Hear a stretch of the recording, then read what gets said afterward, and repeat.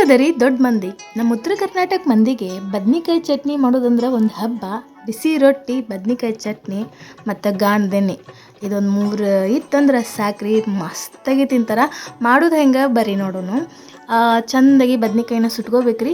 ಮ್ಯಾಲೆ ಸಿಪ್ಪೆಲ್ಲ ಕರ್ಕ್ಲಾಕತ್ತೈತಿ, ಅದನ್ನೆಲ್ಲ ಬಿಡಿಸಿ ಇಟ್ಕೋಬೇಕು. ಆ ಬಿಡಿಸಿ ಇಟ್ಕೊಂಡ್ಮೇಲೆ ಇದನ್ನು ಹುಳ ಐತೆ ಎಲ್ಲ ನೋಡ್ಕೋಬೇಕ್ರಿ. ಹುಳಕ್ಕೆ ಎದ್ರಾಗ ಯಾವ ಮನುಷ್ಯ ಹುಳಕ್ಕಂತ ಗೊತ್ತಾಗೋದಿಲ್ಲ. ಹಂಗೆ ಬದ್ನಿಕಾಯಿನೂ ಕೂಡ ಮತ್ತು ಇದಕ್ಕೆ ಬೆಳ್ಳುಳ್ಳಿ, ಜೀರಿಗೆ, ಮೆಣಸಿನ್ಕಾಯಿ, ಕೊತ್ತಂಬರಿ, ಸ್ವಲ್ಪ ಉಪ್ಪು ಹಾಕ್ಕೊಂಡು ಚೆಂದಾಗಿ ಅರಿಬೇಕ್ರಿ. ಉಪ್ಪು ಹಾಕಿರೋದು ರೆಕಾರ್ಡ್ ಆಗಿಲ್ಲ, ಮತ್ತು ನಾ ಹಾಕೇ ಇಲ್ಲ ಅಂತ ಅನ್ಕೋಬೇಡ್ರಿ, ಹಾಕೇನಿ. ಇದನ್ನು ಚೆಂದಾಗಿ ಅರ್ಕೋಬೇಕು.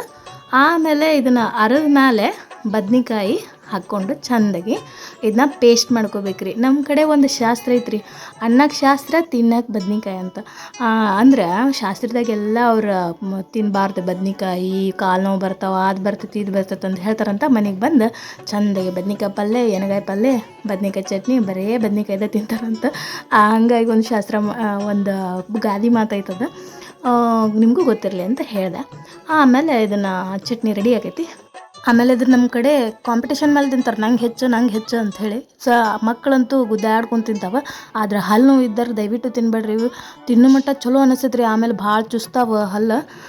ಮಾಡಿ ನೋಡ್ರಿ, ಮಜಾ ಮಾಡಿರಿ.